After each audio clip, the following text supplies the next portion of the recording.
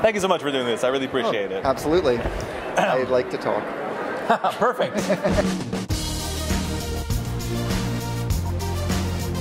Welcome back to another People of SPX 2014. I'm still Paul from Washington, D.C., and I've got another person I can interview for this series of mine. Let's start off by having you tell the viewer what your name is and where you're from. My name is Tony Breed, and I am from Chicago. I have lived in Chicago for all of my adult life. I grew up in Providence, Rhode Island. Oh, okay. Wow. I didn't know you were from Rhode Island. Yeah. I'm M. Huff. I'm actually from Rockville, so right down the road. Right down the road. How many SPXs have you attended? Oh, God. I think this might be my fifth. Fifth? I've tabled at fourth. Wow. So, yeah, it's been quite a ride. I love it every year. I've been an exhibitor 3 times and an attendee 1 time. Okay. How have you seen a change from the beginning to now? From your beginning From to my now? beginning, my beginning is pretty recent, but when I came the first time, it was half the size that it is now. Wow. So in 4 years? Yes. How have you seen it change from your first SPX to now? Oh, it's gotten huge. I mean, they take up the entire ballroom now. Yeah. And there's still, like, so many people that if they could expand, I feel like they should. I mean, we get a lot of good foot traffic, but it's still, like, I don't know, man. It's just getting way too big for the Marriott. Have you been to other Comic Cons besides SPX? Mm-hmm. And how does SPX compare to those? The one that I most frequently go to is TCAF, which is in May. Up in Toronto. You probably heard that a couple times from folks. I think TCAF and SPX are sort of coincided, like the 2 big ones on the East Coast. TCAF is great. It is free, so you get a lot more just like random city people, which is nice. SPX, obviously, because they have the Marriott, can't really do that. But it's still so cheap to get in. It's really cheap, and we get a lot of really fun local people and kids. Yeah. So the kids at both TCAF and SPX seem to be the good trend. How would you say that SPX compares to other Comic Cons? I would say that it is one of the best. I would say it's in a class by itself, but it's in a class with TCAF in Toronto, and I don't think there isn't any show that I'm aware of that is as big and as good as this. There are others that are in the indie comic scene. Right. Odd Optic in Minneapolis. I mean, it's a quarter of the size of this, but it's a great show. And Cake in Chicago, and I've heard good things about Rose City, but I haven't been to it. So I mean, there are other good shows, but this is really. You have something special out here. I don't know if you knew that.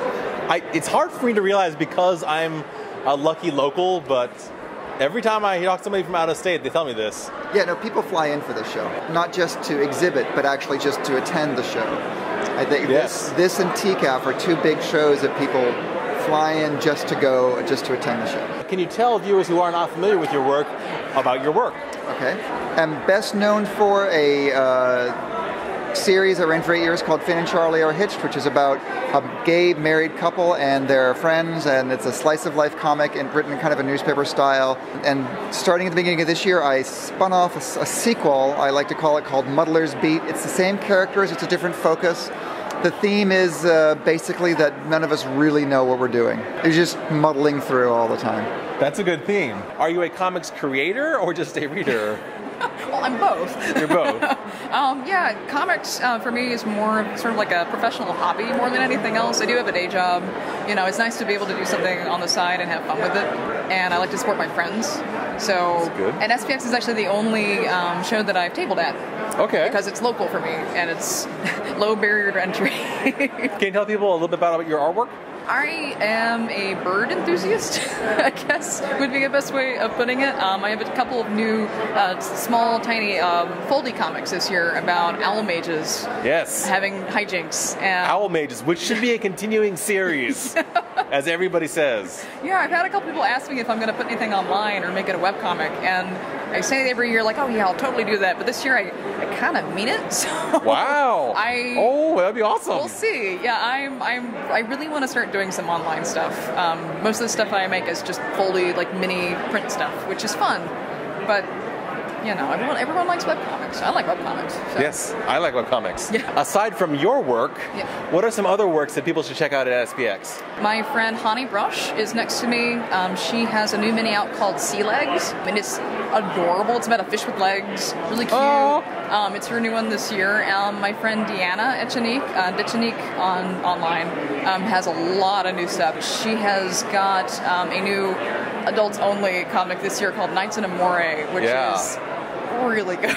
I checked it out. It's really good. Yeah, it's really good. Casey Van Heis and Lindsay Woods are also over there. They have Parasite Nights, which is their webcomic, and also Casey's mini comic, which is Queen of Raptors, which doesn't have anything to do with birds that I can tell, but I mean, I like it. It's about knights and mages, so of course I'm going to like that too. So that whole area is really good. It's very cool. I'm going to mention two people who are up for Ignatz Awards. Kathy Johnson has written a book called Jeremiah, and it's fantastic, a must-read. And Evan Dom, who's up for his web series Vatu. He started with Rice Boy, and that's been released as a big book, and then Vatu, The Name of the Mark, and now there's another part of it. They're all it's sort of in the fantasy genre. He's created this whole elaborate world with all these different kinds of creatures, and it's just really amazing stuff, and it's well written and well drawn, and so those are two that I highly recommend. I don't know if you have time for this in your schedule, but are there any panels that are happening this weekend that you want to attend or have attended? Linda Berry is speaking, I think right now. If you ever get a chance to see Linda Berry speak. Linda Berry speaking. Go to that panel. It is, you know, for someone who, she writes these really dark comics, but when she gets up on stage, she's like a cheerleader for life, and she just makes you want to, I didn't know that. Yeah, no, she just makes you want to go out and make comics. She just makes you want to sit down and start drawing, and she has a whole thing about people think that they can't draw, but they can, and they should just do it anyway, and that's fantastic. Yeah. I think Jillian Tamaki was on a panel, and I'm kind of sad I missed it because I love her work so much. And I'm also sad I didn't think to bring my copy of This One Summer. To get signed? To get signed. So I'll do that next time I see her, hopefully. For the people who have never been to an SPX, is there anything that they should know about this? Come with more money than you intend to spend. I've had a couple people come past that say, you know what, I brought maybe like $150, $200, and you've spent it all already because there's just so much stuff here.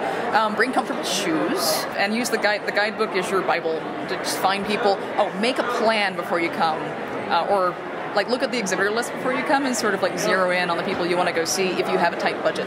Yes. Because then you can go to them first. If you have any left over, just That's sort of smart. Walk around. I came in like a fool, and I didn't like plan it out, so I just went.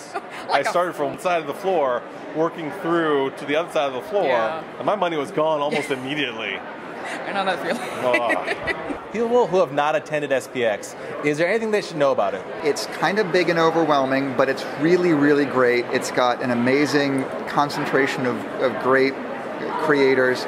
And my suggestion is to plan out a lot of time for it and go in, and then when the room gets too loud or too sort of busy for you, come out and find a quiet space in the hotel, sit down with the books you've bought, have a little time, and then go back in. Like, don't feel like you have to like power your way through the whole thing.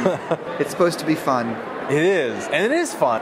Well, those were all my questions. Hopefully this was not too painful for you. Not at all. Thank you for doing this for me, Tony. I really appreciate it. Thank you. And thank you all for watching, and bye-bye. My webpage, which is just emhuff.com, has a link out to my Tumblr and things. Oh, great. I need to put up some more stuff, but it has a pretty good selection of what I've been working on. Excellent. Thank you so much for being a part of my interview series. Thank you all for watching, and bye. 99% of people are glad that you picked up the book.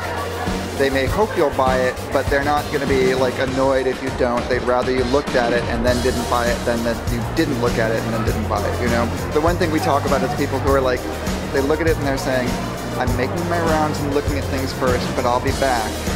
And those people are the ones who never come back.